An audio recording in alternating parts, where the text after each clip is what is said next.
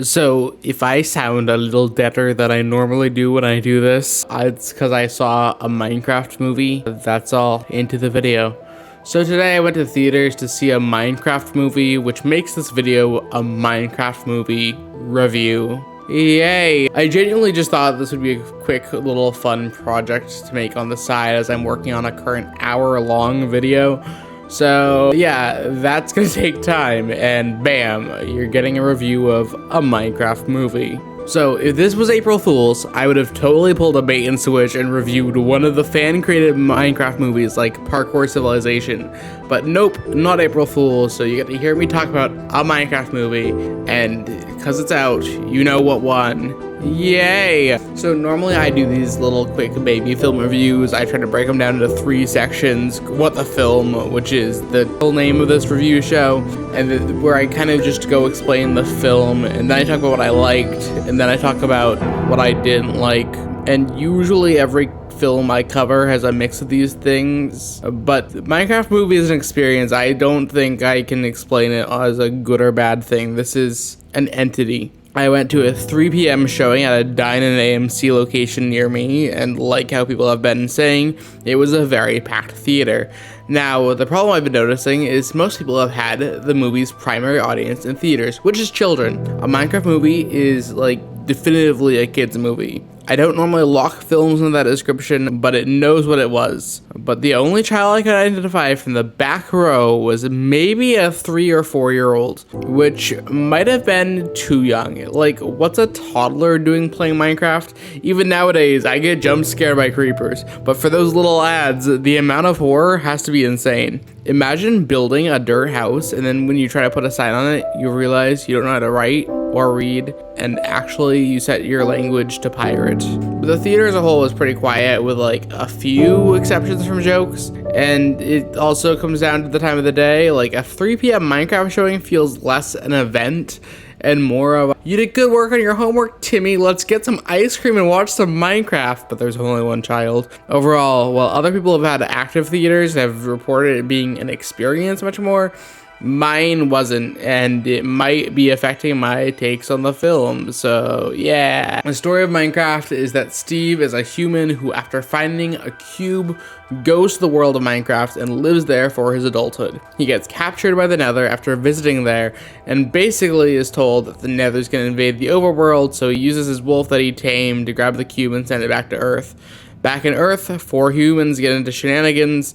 They find the cube, they wind up going to the world of Minecraft, but the part of the cube MacGuffin that allows them to go back to their world is destroyed. So now these humans and recently freed Steve gotta get the other copy of the Earth portal device thing that they put the cube in before the Nether takes the cube from them. The first thing in this film I want to dissect is the cast, and I don't fault them because they were given some material of all time to work with. But there's 7 characters that matter, and I figured we should talk about them each briefly.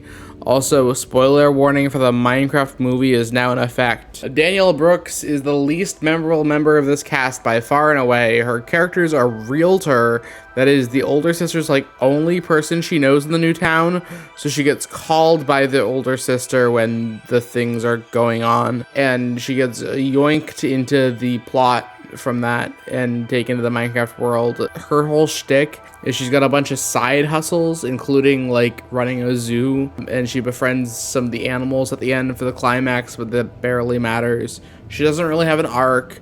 She gets to take Steve's dog in the end, and I'm sure that Danielle Brooks is a funny actress, but I don't think she really worked with the material that we're given, and I don't put any of this onus on the really anyone. It's kind of one of those stews where it's you added 3 ingredients in and they both kind of messed up and it's a bad stew because of that, but you can't really fault any of them. This is that for the Minecraft movie. But so the next character is Emma Myers, who's playing the older sister, who after her mom died has to take in her younger brother because she got a job there at a potato chip factory because I guess no one else was hiring. She does social media. That's kind of one of the things, but she doesn't do anything social media-y, you know? So I'm not familiar with Emma Myers' other body of work, but I think her character feels the most one note in the bunch.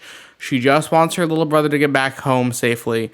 One of the wild things in this film is the realtor and the sister get sidelined for most of the movie, and then they get separated from the rest of the party, and they get table scraps. Like, the movie presents there to be 4 humans who come in of equal importance. No, these 2 don't do much. I'm so sorry for them. But the movie was more concerned with the adventures of one Jack Black and the Garbage Man. Next, we're gonna move along to Sebastian Eugene Hansen's character, who is Emma Myers' character, younger brother. He moves to a new school where he fails to draw still life, and then he decides to make a rocket after getting bullied, which explodes and gets him sent to the principal's office. And then later he finds the cube from Jason Momoa's character, the Garbage Man, and him getting sucked in is the catalyst that winds up getting all of the humans stuck in Minecraft. His shtick is that he takes to the game quickly, even making weapons that aren't in Minecraft by combining blocks with real-world items like tater tots. So props to Sebastian Eugene Hansen for not being an annoying child actor, because so often in these kids movies, the child's the most annoying part of the film.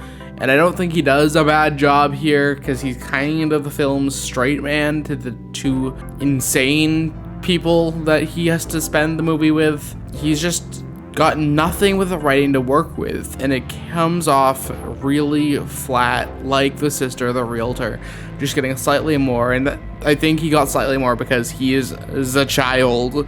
So it's like, you gotta give the children who watch Minecraft a child, I guess, you know. Next is Jason Momoa, who plays the 80s gaming champion, Garrett the Garbage Man. And I'm gonna be honest, a lot of people are gonna find him fine or even funny. But for me, I think he's the only of the 4 humans who stands out, and it's not for good reasons. A lot of the time in this film, he's been given the comedic material that they want to make into good jokes. But unfortunately, he gives a performance that is really, really lacking, and most of his jokes wind up as groans. I don't blame Jason Momoa, I just feel like when they crafted his character from the Minecrafts, beyond everyone else, he was miscast for the role. I've heard people calling out that this would have been a Jack Black type role, and I think that no, he's fine as Steve, but we could have given the role of Garrett the Garbage Man to someone like a Jerry Trainer and really ramped things up, you know? I think anyone else could have probably fit the role better than him, because this dude who's supposed to be a loser with no money just is not sold well, and he winds up being bad. Next is Jack Black playing Steve, and not gonna lie, Jack Black's the funniest person in the main cast of this film. The character is bland for Steve. Steve as a child yearned for the mines, right? And was always told by his elders, don't do it, you're a child. But then he left his boring job, which fair. And then he ventured into the mines and has not come back to the human world since. Look, Jack Black, most of the time he's in things, puts a smile on my face. And Steve's not annoying, just very bland as far as the character goes. He's Steve. He's the viewer insert character in the game of Minecraft, you know, but I think he's fine here. He's mildly enjoyable. I liked some of his jokes, and that's about it for Steve. Boy, no. Oh yeah, then there's that rivalry with him and Jason Momoa, which like barely stands out most of the time, like boringly so. Look, the best way I can summarize Steve is that if you like Jack Black playing Jack Black, Steve will be mildly enjoyable for you. And if you don't like a Jack Black playing Jack Black, don't watch this movie. Then we talk about Jennifer Coolidge, who's in this movie, and she plays this vice principal character for the school who winds up hitting a villager with her car and then dating him. The subplot adds nothing to this film from a narrative standpoint. It doesn't come back. Nothing's really brought up. but they're consistently actually the funniest part of this film, including the ending with a villager being fantastic. And props to Jennifer Coolidge, she got her bag. Next, the villain is Rachel House playing Malgosha is the name, a piglin who has had all the creativity bullied out of her, and now she's basically the piglin mob boss. Without a doubt, she is one of the weakest films I've seen in a movie in some time. I chuckled at maybe 2 of her scenes, but her backstory made her stand out as just very, very boring. Like, nothing new to this character that you've never seen before. Bad. Finally, now that I've explained the characters, let's get into some other aspects. Let's talk about the film's visuals. One of the few saving things for this film is I think the Minecraft world looks good visually. I like how bright it feels, and as awkward as the green screening can be, I think it was still charmingly awkward. I don't think this film has much of an identity outside of the CGI and world, though.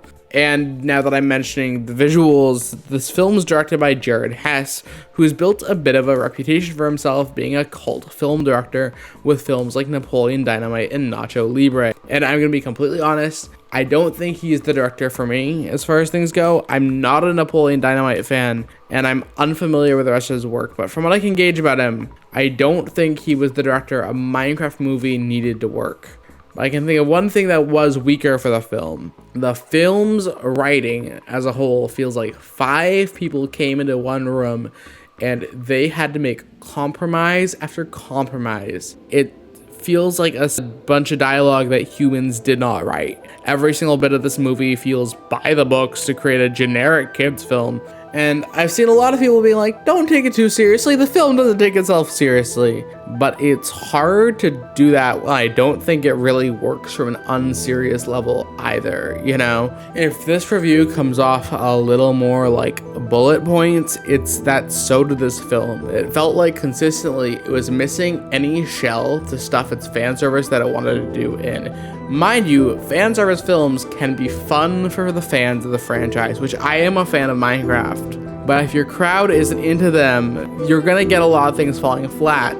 Like, who's gonna start cheering alone in a theater for the chicken jockey? I'm really happy for anyone whose crowds let them enjoy this film, but for me, I just went to a theater that was very, very dry, and it made the film to me solidly in the bad range, unfortunately. I went in knowing I was probably not gonna like it. I'm not a child for this. I grew up with Minecraft, but I'm not the kind of person who falls for these like nostalgia traps sort of things, or less so falls for them, but less so can be sold by a film by its nostalgia. And yeah, this film was nothing but Minecraft nostalgia for people, essentially. And it's doing fine, like box office wise. It's got $10 million on its preview, so it's gonna do well, but like, at what cost, you know? This is gonna probably set video game adaptations back a good bit. 3 out of 10. Hey, so sorry this film or not film, this is not a short film, Phineas. Sorry this video is so dry and so out of it, but I just figured I would get out my thoughts on this because I am working on other things and I've not uploaded in a while, and I felt like y'all would find this fun. This is not gonna be a film that I love or anything. I just figured it would be fun to talk about, and yeah. I hope you guys enjoy a Minecraft movie review. I'm gonna go with that title, by the way. I think it's there for the taking, you know? Like, how often can you say a movie's title and then review in the same title? Bada bing. Yeah. But I'm working on an hour, like, long-ish video on the Looney Tunes show right now. That's been doing great. I should have, coming out this weekend, 2 crossovers with my good friend Lazy Bedhead, which will be fun to see. But aside from those 2 things going on, it's pretty chill. I'm trying to figure out how to financially stabilize myself, as most 20-somethings are dealing with. I know it's not unique to me, but within this, I'm really proud of y'all. I appreciate whenever we talk, and I hope you guys have a great rest of your day, because you're fantastic, and take that. Bada boom, bada bing. Don't forget to like, comment, and subscribe. Unless you don't like people telling you to like, comment, and subscribe, and then don't. Except do. You know, it's kind of one of those weird things about the YouTuber culture, and yeah. Woo!